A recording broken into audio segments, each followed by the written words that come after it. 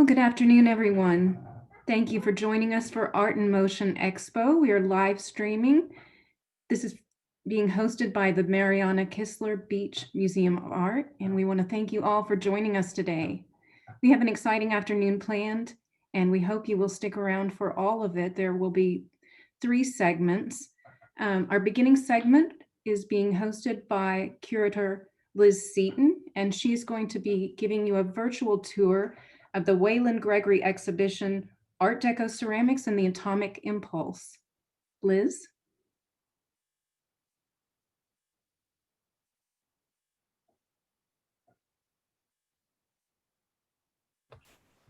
There we go. Thank you, Jen.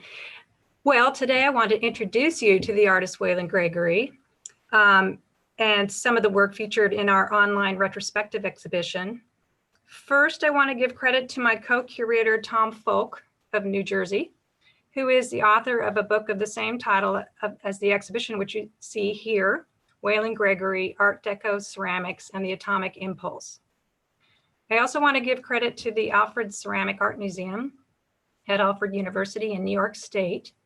This virtual exhibition of ours is an extension of an exhibition of Waylande Gregory's art currently on view at that institution. And I want to thank our exhibition sponsors, Donald J. Mrozek, R. Scott Dorman, Tom Folk and Frank Brady, and Chuck and Sandy Bussing. So what I'm going to do in this approximately 30-minute talk is provide an overview of Gregory's life and career. Next slide, please.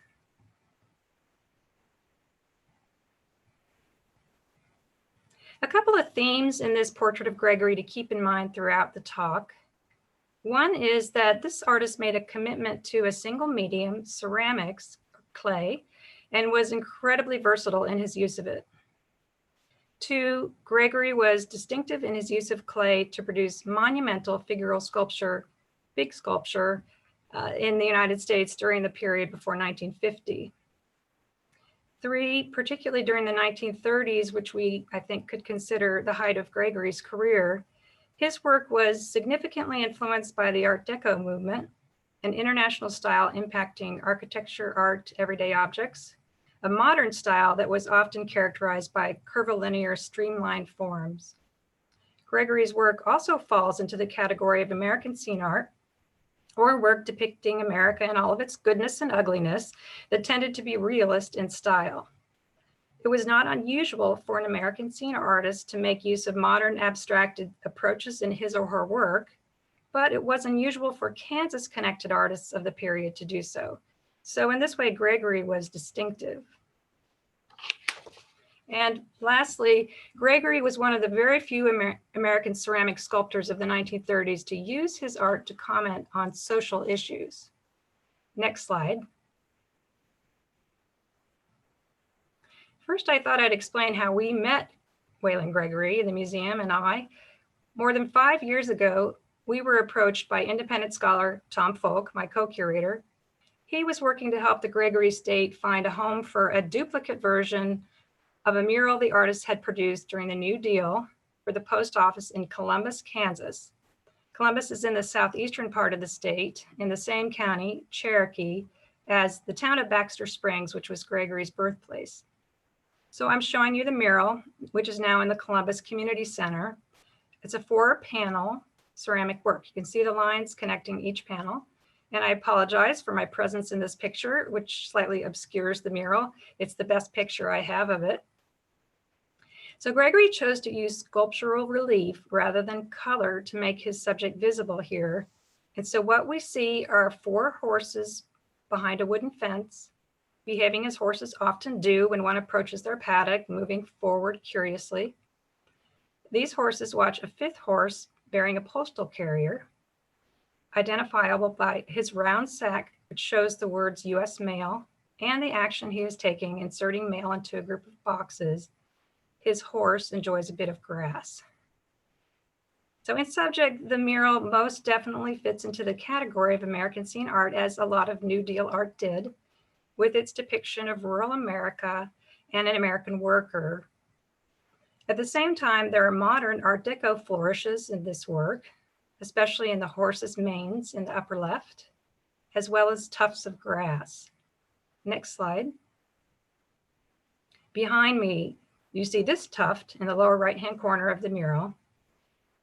The hair on the manes of the horses and this grass appear more like the symbol for teardrops, curved at the bottom and tapered at the top. So stylized, an echo of Art Deco. Next slide. The mural's tiles are extremely heavy and were apparently pulling away from the wall of the Columbus Post Office, which is why they were rehung with the original frame in the city's Community Arts Center. The tiles have been inserted into a recessed space in the wall, the concrete wall. Next slide.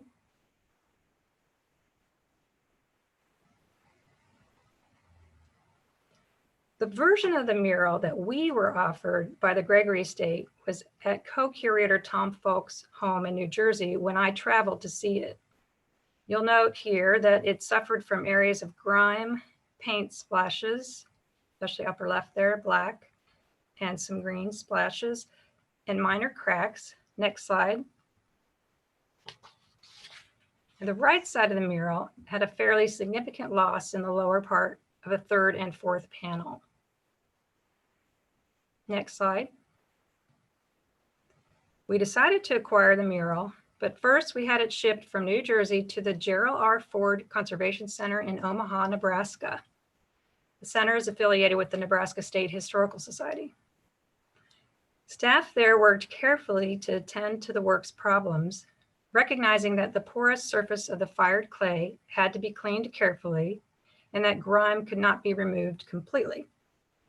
But the goal was to make problems on the surface of the mural less distracting. And I am showing you here conservator Rebecca Cashman of the Ford Center cleaning the mural, and note how she is using cotton poultices as part of that process.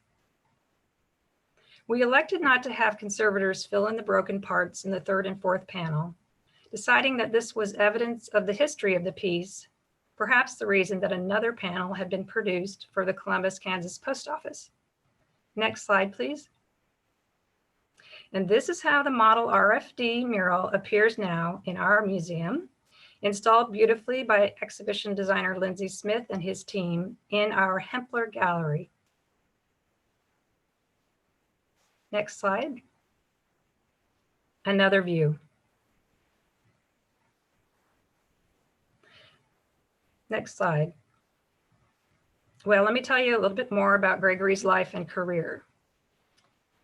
He was born in 1905, the youngest of 6 children. He displayed talent in both art and music, but as a teenager, he found himself most attracted to art. And here he is, a cute little boy in front of his white frame home in Baxter Springs. Next slide. Gregory attended the Progressive Kansas Mural Training Normal School in Pittsburgh, Kansas, graduating in 1922. His teacher, Elsie Bowman, a graduate of the School of the Art Institute of Chicago, encouraged Gregory to study with Chicago's Lorado Taft, a leading figure in American sculpture. And this image shows you Gregory sitting in Taft's studio, and he's surrounded by plaster casts of medieval and old masterworks which were used in teaching. Next slide.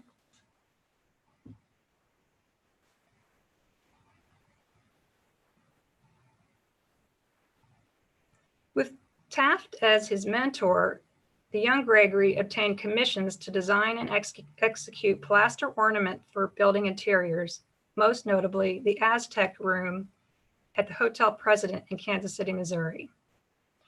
Here are 2 views of the banquet space, which is unfortunately no longer extant, elaborately decorated with plaster reliefs inspired by the pictorial stories and writings of the Aztecs in the territory that became Mexico.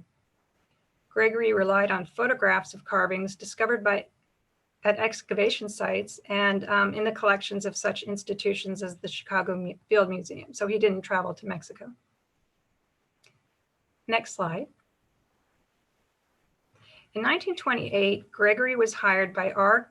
Guy Cowan, founder of Cowan Pottery Studio in Northeast Ohio. Gregory created models. He was the lead designer for limited edition sculptures, which were executed by several pottery staff. And on the left is an example of one of his elegant works, a heron.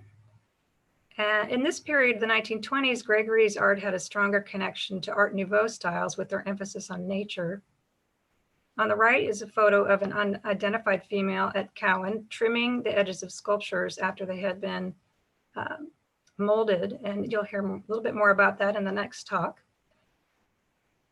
And I wanted to point out the Heron figure that is on a shelf in the right side of this image, wonderful image. Next slide.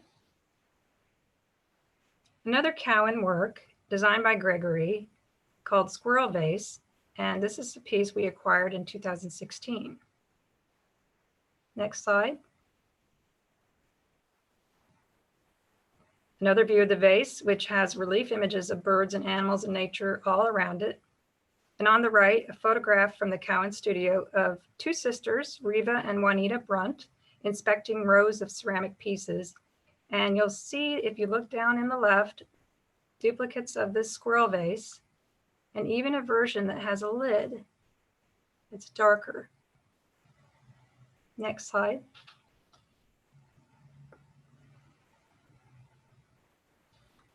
Cowan pottery became a victim of the Great Depression, closing in 1931. In 1932, Gregory gained a position as artist in residence for ceramics at Cranbrook Academy of Art in Bloomfield Hills, Michigan. Cranbrook was among the most prestigious places in America to study modern art and design during the 1930s, modern design. Gregory taught and worked at Cranbrook for just 1 year, but there he made a significant shift to work as a studio ceramicist, handling all aspects of the production of his work: molding, firing, glazing.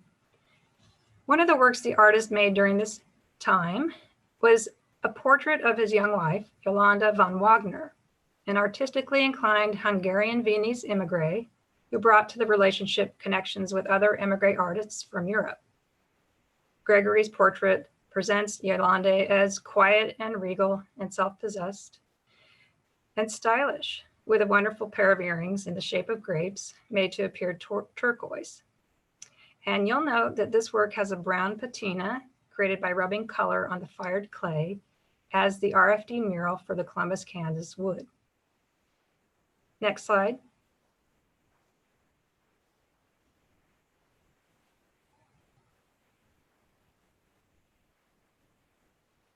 In 1933, the Gregorys moved to Metuchen, New Jersey, into a sprawling home known as White Goose College. And there, Gregory soon began another phase of work, the production of major monumental sculpture, life-size or larger, in clay. Metuchen was near the Amboys, one of the richest clay deposits in the United States. The vicinity had several tile and terracotta companies, including the Atlantic Terracotta Company, which had supplied the tiles for the Flatiron and Woolworth buildings in New York City. Gregory gained access to the facility and, with the assistance of company employees, began creating and firing his large works. And sorry, this is a poor photo, but it shows the Atlantic Terracotta Company's pressing room, where clay was pressed by workers into carved or cast plaster molds, which you can kind of see there. Next slide. The impetus for Gregory's creation of these monumental works was a series of commissions he earned from the federal government as part of the Franklin D. Roosevelt administration's Jobs Program for Artists. Gregory's first project for the Works Progress Administration Federal Art Project was an outdoor fountain in Roosevelt Park, New Jersey. Nearby was Menlo Park, where Thomas Edison developed the incandescent light bulb. Next slide. The 1937 fountain, called Light Dispelling Darkness, was a tribute to Edison and his invention. It features in the center a column topped by a globe, with relief carvings on the side symbolizing human achievements in such areas as education and science, aimed at defeating, next slide, various human vices, including greed, materialism, and warmongering. On the left is the Allegory of War, or War Mongering, installed on the bottom part of the fountain.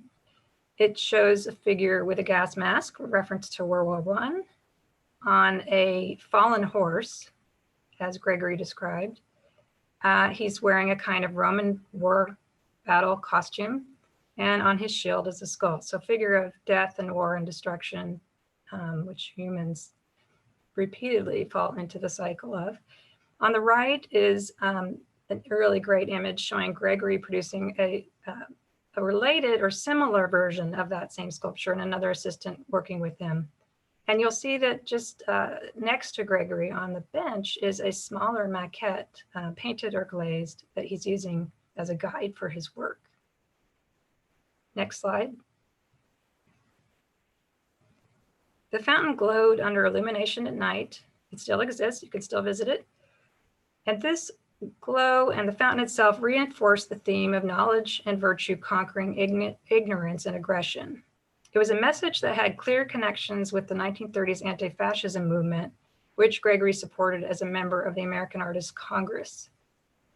Again, an example of the artist's comment on social issues. Next slide. The Gregorys made a move to Bound Brook, which is now Warren, New Jersey, in the Watchung Mountains in 1938. They built an Art Deco home designed by Waylande.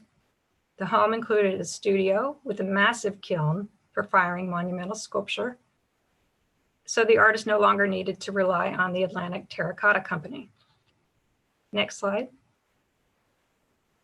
In this studio, Gregory would produce major projects, including for the 1939 New York World's Fair, with its theme of building the world of tomorrow.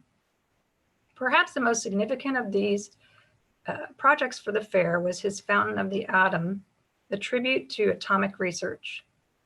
The fountain stood in front of the Contemporary Arts Building on the Bowling Green near a subway entrance. In the center of the fountain was a shaft comprised of 16 glass tubes from which water tumbled, and you can see those on the right.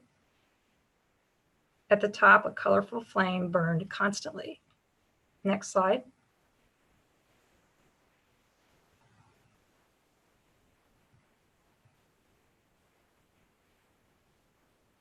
The fountain carried 12 monumental ceramic figures. These were allegories or figural symbols of the classical elements, air, fire, earth, and water, which I show you here, and 8 smaller allegories of electrons representing subatomic particles. And you see one of those in the lower part of the photograph on the right. If we look at Gregory's Allegory of Water, we can see that energy, fitting for the subject of atomic energy, in this artist's work. Very characteristic. Many features of the sculpture project this liveliness. The upside down position of the male figure, the flowing clay that supports him, blue, signifying water, the red fish, and the little round shapes scattered everywhere to resemble bubbles.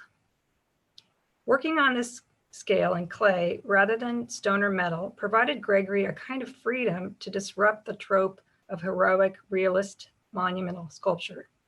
One might argue that, in fact, the quirkiness and energy in the artist's sculptures for Fountain of Atom more effectively performed as teaching tools or more effectively generated excitement about scientific research than earnest, heroic allegories or scientific illustrations might have done.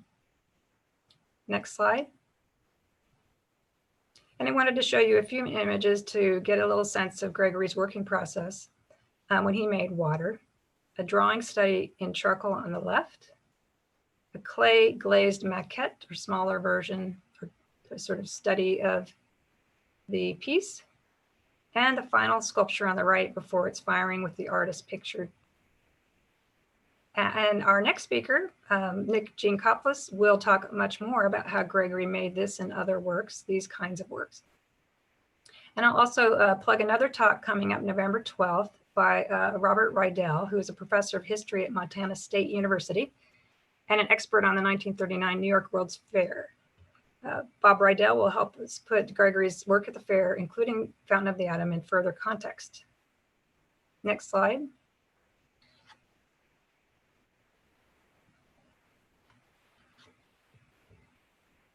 Next slide, please. Thanks. Albert Einstein was a scientific consultant for the fair. and he was impressed by Fountain of the Atom. He is said to have told Gregory, "Young man, I wanted to meet the artist who gave honor to the atom." The artist and the scientist struck up a friendship, and Gregory went to Princeton to sketch Einstein in his classroom.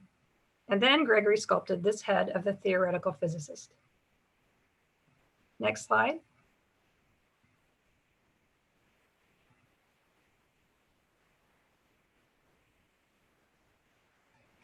At the same time Gregory was creating his monumental ceramic sculptures of the 1930s, he was also producing small-scale works, vessels, and porcelain figures in his Bound Brook, New Jersey studio.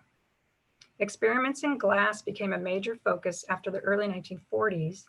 Gregory developed a technique that he patented for fusing clay and glass, and I'm showing you a beautiful example of this here where the glass is pooled at the bottom of this bowl. Next slide. After 1942, with the New Deal art projects ended and also the New York Fair closed, the artist turned most of his attention to producing high-end production porcelains, including vases and dinnerware. And these sold at retail department stores, including Bonwit Teller in New York, Marshall Field's in Chicago, and Neiman Marcus in Dallas. Next slide. So I hope this presentation has helped you gain an appreciation of Waylande Gregory and the major themes in his life and work. Some of these themes, as I mentioned, were that Gregory demonstrated a serious commitment to working with clay and was very versatile in his use of the material. That Gregory's significant achievement in the medium was perhaps his building of monumental ceramic works. The artist's fashioning of a style that incorporated elements of Art Deco and the American scene movement. He was a modernist with a commitment to creating work for non-elite members of the country, really like no other Kansas artist active during the period between World War I and World War II. And finally, Gregory's unusual use of his massive ceramic works to raise awareness about social concerns, including threats to American democracy from fascist forces, and also racial tensions in works that I didn't show you today. In this sense, Gregory's work is quite relevant to now and a rich locus for further exploration and discussion. Next slide. I hope you'll take some time to learn even more about Gregory by exploring our virtual exhibition. I'm showing you one of its pages. Next slide. Beautifully designed by exhibition designer Luke Dempsey of the museum. And I do want to thank all of the Beach Museum staff members who helped make this virtual exhibition possible. I want to thank, again, my co-curator, Tom Folk, for bringing Gregory to our attention and encouraging us to work with him to develop this retrospective of an under-recognized Kansas artist. Thank you, and I'm happy to answer any questions. Liz, I'd like to ask, the fact that he veered toward the Art Deco style, was that just something reflective of the time, or was this his own stylistic change and how his work evolved? Well, you know, I've situated him in these larger movements, but of course, as I mentioned, his style was very distinctive. You know, there was definitely an element of humor in his work, that kind of energy that I referred to, a quirkiness, the term I referred to. He used the figure a lot in any of these arrangements, these larger projects, when he could have used abstraction or other kind of forms to represent certain ideas. So the figure was a commitment for him too. Interesting. Thank you. There's someone in the chat that would like you to elaborate about the DC mural, if you could. Yeah, this is a mural. I didn't show you an example of it, but it is a very large mural in the municipal building that was done as a New Deal art project. It's tiled, so in that sense, it's similar to the RFD mural in Columbus, Kansas, but it is glazed, so it is all in color. And it shows basically police officers and firefighters at work. So you move from left to right, and it proved to be controversial because it has a scene showing two police officers sort of brutally breaking up a conflict fight between two Black men. And, Gregory was a member of the American Artists Congress, and racial justice was an important sort of plank of that group and other leftist organizations. And so he, it seems, was sort of provocatively making a statement about the issue of police brutality against African Americans in that mural. And at least we know that the response to the mural was quite negative, and sort of focused on that image, that part of the mural. So it's a very interesting piece, and I encourage you to go to the website.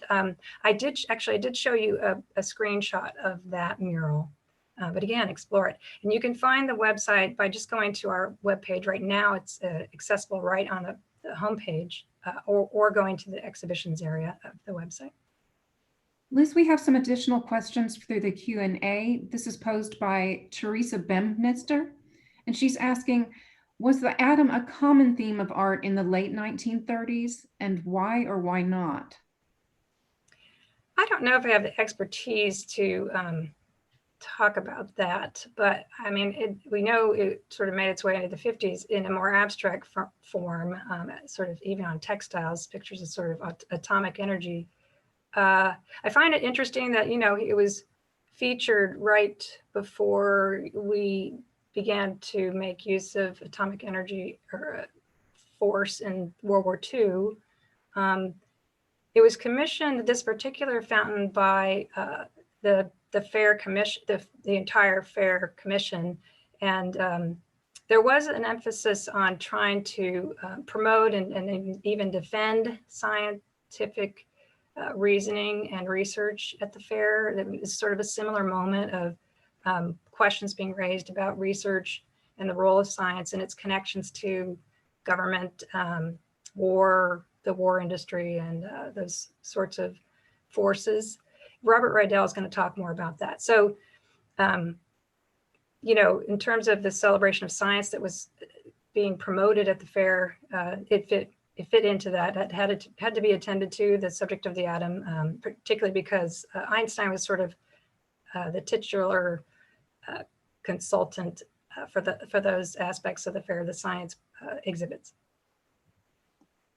All right, we have another question coming in. This is from your fellow curator, Eileen Wong, and she's asking, you kind of touched on this. If you could just tell us more about how Gregory used his art to advance social issues of his time. Yeah, so I gave you the example of his sculpture, which really I feel like is pretty firmly situated in the anti-fascism movement of the 1930s. Concerns about possible war in Europe,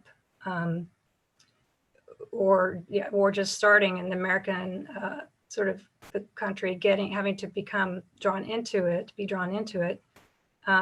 So that issue, then the issue I just referred to in the DC murals about race, is another important thing to talk about when it comes to in terms of Gregory's work. I think those are what I consider the two main focuses. Yeah. Would you consider him to have been an activist for his time? Well, he was a member of this group.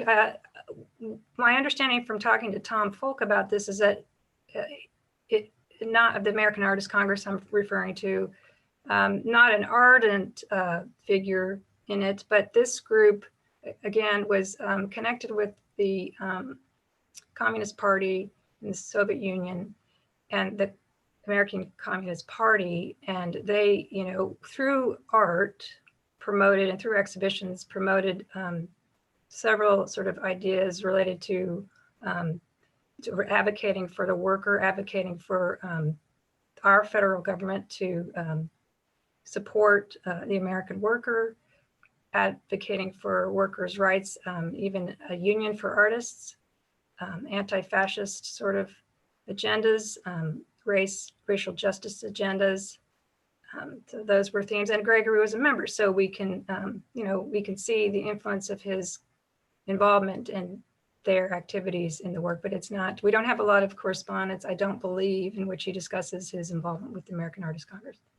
Okay. Well, were there any repercussions to that? Was his work considered controversial? I think, the one case I know about is the way people responded to the mural in Washington, D.C., and it's sort of raising questions about the way in which police treated the African-American community. So yeah, that we have some evidence of a response to, published in, the media. And even the government even asked an artist or artists to kind of people to evaluate whether there was a problem with the mural, and there was a general consensus that it was, not to be taken down. It was a strong piece. Interesting. Thank you. We have someone else. This is coming from Linda Duke, and she would like you to elaborate if you could say more about the relationship between the ceramic mural in the Columbus Post Office and the one in the museum's collection. And she's asking, maybe is one a prototype, or as you seem to suggest, was one damaged and then it required replacement? Yeah, this is a question. Tom Folk and I need to get to the National Archives to see if we can find the correspondence between the people who commissioned the work, the section of fine arts, and Gregory. It often exists there. But, and there have been some questions about how the works are dated, so which came first. So it's a good question, because I was talking about this to Nick Giancopoulos yesterday, who will be speaking next. It seems like a possibility to me. The date of our mural is inscribed right in the lower right-hand corner. It's 1939. There is, from looking at photographs, there is not a date inscribed on the mural in Columbus, but a scholar named Barbara Meloche has given it 1940, and I trust her research, I think. So that would mean our mural came before. Mm. And our mural was made in Gregory's studio in New Jersey. So we presume pressed into a plaster mold that he either carved or cast. And it's possible, in my mind, and Tom may disagree, that there was a problem and that it was damaged in that process. And so then he made another version. It's also possible that he used that, that he did make duplicates of his sculptures. So it's possible he just decided to make two and submitted the one that he thought was of the best quality to Columbus, or decided to make another afterwards to exhibit, which he sometimes did. So we're not 100% certain about this, and I'm not sure we ever will be. Interesting. So in comparing the two, is the piece the museum holds, is it identical to the Columbus Post Office mural? It is, yeah, it is, other than the signature not being present. But the depiction is the same. And the date, I mean, yeah, the signature and date. Yes, it is. So presumably molded from the same plaster mat, pressed into the same plaster mold to be made. And in the back, it's interesting. Nick can talk about this, but you can't, it's very heavy, as I said. You've got to take away some of the clay so it won't be destroyed in firing. So it has a kind of honeycomb pattern in the back. So it's open, segments open in the back. Interesting, thank you. We just want to open this up if anyone else would like to pose questions at this time. There is a Q&A field at the bottom of your screen.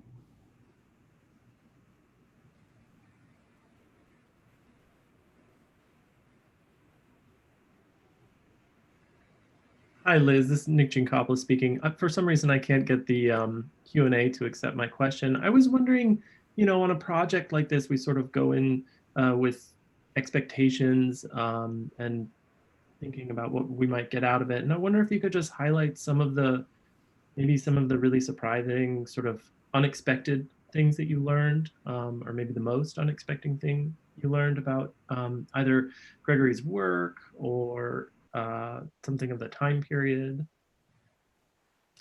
Oh yeah, that's a good question. I guess I didn't know about Gregory. I think he's pretty well known among those people who specialize in American ceramics. Maybe not well enough known, but he's just a really unusual figure in Kansas. So I was kind of excited to find out about this person who came out of Southeast Kansas who was seemingly a kind of a prodigy as an artist, and went off to do some things, accomplished a lot, but did produce some interesting works in this area, including the Aztec Room. He worked with a company that created interior decoration, plaster decoration for KU's administration building. And he also created some really exquisite imagery kind of related to Syrian relief, Islamic tile decoration for the Missouri Theater in St. Joseph, Missouri. So just discovering, there's a mural also in Kansas, or a sculpture also in Kansas City, just making these discoveries about these things in Kansas that this artist had produced, kind of a modernist figure, I found exciting. Liz, the pieces you just spoke of, are all of those still in place? For example, at KU, are those still visible and accessible for people to see? Yeah, the KU plaster decoration is still there. It's fairly conventional, kind of referencing Roman relief. It's really the Aztec Room, which unfortunately doesn't exist anymore, just really too bad. And the St. Joseph Theater, which you can visit, that I think are the most remarkable. We have a question here from Catherine Sullivan. She's asking if you could speak more about the modernist ceramicists' use of glass. Well, I'd need Tom, I think, or Nick to talk a little bit more about this. But so Gregory patented this use of fusing clay and glass, which I could not explain to you. And he was involved in some controversy related to other artists using some similar techniques, or claims from other artists that he wasn't the only one who had been working in this manner. And so there was that kind of who invented what first stuff going on with that technique. So that's about the most I can say about it myself. Is it your feeling that Gregory determined the subject matter for a lot of his work, or was it predominantly commissioned pieces where the subject matter was predetermined? Oh, I think that, well, with the section of fine art commissions, so that would be for the post office, you would typically try to work with the community, the postmaster, to think about a topic. And of course, rural postal carriers were a common topic. So there's certain involvement of the public in those decisions. I think the Fountain of the Atom probably was all Gregory. I think that the mural for the municipal building probably he probably had to respond to a lot of ideas from the members of the city commission or what have you. I don't have those details, but I'm sure that there was a lot involved. But it seems as if he made his own decisions about exactly how to portray things. And we have a maquette, which is visible on the, there is a maquette. We don't have it, it's in a private collection. And you can see that there are some differences in the way in which the order of the vignettes in the final mural, and even a little bit of the content was not used. So, but the police scene is there. So I don't know the police beating scene. I don't know how much, again, we need to go to the National Archives and look for papers. I don't know how much he was, how many hoops he had to go through to produce that. And then of course, everything, all the other smaller pieces that Gregory produced in his own studio in New Jersey were, I'm sure, of his own design. And at Cowan, I'm not quite sure how much our guy Cowan sort of encouraged him to work on particular kinds of things, but I think it probably had something to do with demand. If he had good sales for a particular dance figure. You might produce another, that kind of thing, but that's just speculation. Liz, I was wondering if you could talk a little bit about maybe how drawing or sort of sketching played into Wayland's process. You know, thinking about yeah, what's in Tom's book and what you showed. Were they inspirational or were they more blueprints? They strike me as inspirational. I think that they deserve more study. And interestingly, the Nerman at Johnson County Community College has just purchased about 40 or so, and 2 are pictured on our website, including the drawing of the police beating. Yeah, they're very loose. They're quite beautiful. They sometimes incorporate color. I showed you a charcoal. They don't seem like a model for what he is portraying. There is a in the image of Gregory next to the fire, the final version of Water, there is this very large kind of cartoon or drawing of, it looks like that mural, or that sculpture. Could be something else from Fountain of the Atom. And so it's on the scale of the size of the sculptures that were in that assembly. So he could have created things that were more sort of directly sort of to be looked at to as he was creating his designs, but I am just not sure about that. Thank you. I want to thank everyone for joining us today. We are going to take a very short break and we hope you will come back at 2 p.m. Professor Nick Giancopoulos is going to speak about innovations in clay and related to Waylande Gregory, and we will be right back at 2 p.m.